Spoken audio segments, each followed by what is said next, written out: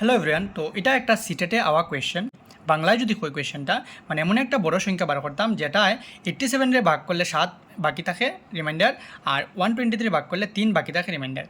তো সবচেয়ে প্রথম আমরা যখনই গ্রেটেস্ট বা সবচেয়ে বড় সংখ্যাটা বার করার কথা হইব কোয়েশ্চেনে, তখনই আমরা HCF বার করলাম। ওকে, HCF।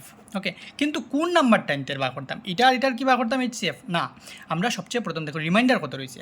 এই যে 87-এর মধ্যে যখন ভাগ করি তখন রিমাইন্ডার থাকে 7, তো 87 থেকে 7 বিয়োগ করে নিলাম।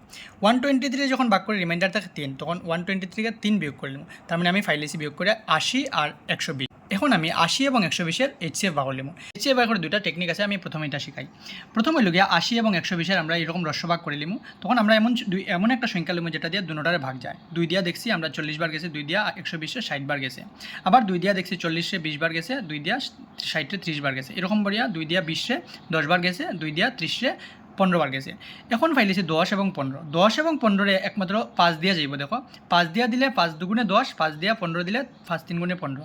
কিন্তু 2 আর 3 এমন কোনো সংখ্যা দিয়ে ভাগ যাইতো না, তখন আমরা আর রস্যভাগ করতাম না। দেখিলে আমি কতটুকু হয়েছে আমরা 5 2 2 2, তো আমরা HCF বাড়ি যাব 2 ফুরন 2 ফুরন 2 ফুরন 5, মানে এখানে 8 আর এখানে 5, 5 8 40 হয়ে গেল।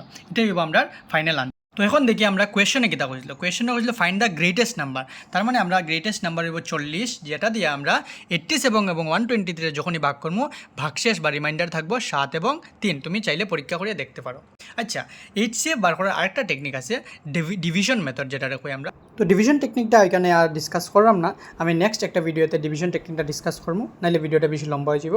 যে টেকনিক ভালো লাগে তোমরা করতে পারো। Okay, that's it, tata bye bye, take care.